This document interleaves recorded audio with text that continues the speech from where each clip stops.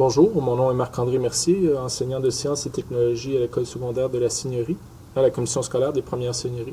Donc, dans ce tutoriel, je vais vous présenter de quelle façon vous allez pouvoir assembler les deux parties de votre support pour votre lampe 3D. Une pièce que vous avez vous-même dessinée et l'autre pièce que vous avez été récupérée sur 3D Content Central que je vous ai monté dans un autre tutoriel juste avant. Donc, nous allons commencer par faire un ensemble. Une fois que vous avez la fenêtre qui va être ouverte, vous allez devoir venir placer vos pièces. Donc, on va commencer par venir chercher le support. Normalement, vous devriez trouver quelque part votre support que vous avez fait, qui est un fichier IPT. Donc, moi, je choisis le support 2 parce que j'en ai plusieurs de dessinés. Donc, on va ouvrir cela. On va venir le placer. On va cliquer. Puis, par la suite, on va peser sur Escape pour ne pas en placer deux.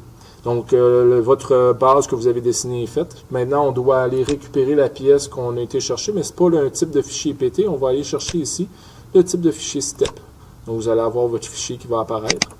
Il va vous poser quelques questions. Vous cliquez tout simplement sur OK.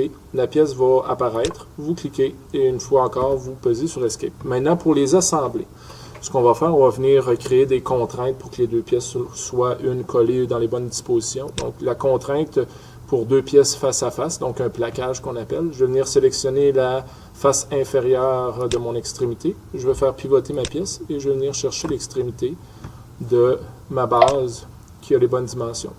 Une fois que c'est fait, je vais tout simplement appliquer. Il me reste à faire coïncider deux côtés, donc je veux qu'il soit un effleurement, donc les deux faces qui vont être à la même position. Donc je viens choisir ces deux éléments-là, qui va les placer. J'applique et je viens choisir maintenant l'autre côté. Et j'applique. Donc, une fois que c'est fait, je peux fermer cette fenêtre-là. Ma pièce est maintenant assemblée. Donc, vous allez pouvoir éventuellement imprimer cette pièce-là.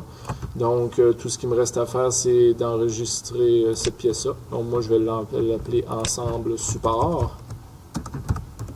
Un petit rappel de ne pas mettre d'accent à l'intérieur de vos éléments. On va l'enregistrer. Et vu que cette pièce-là maintenant va être pour faire imprimer, je vais venir l'exporter tout de suite en fichier. Donc, exporter, format KO. Puis, je vais l'exporter en format STL. Donc, le format qui est pour donc ensemble support. Vous pouvez donner un autre nom. Et on enregistre absolument en format STL pour que l'imprimante soit capable de le lire. Et c'est fait. Maintenant, vous pourrez aller voir l'autre tutoriel pour voir de quelle façon vous pouvez imprimer cette pièce-là sur votre imprimante 3D. Merci. Bonne fin de journée.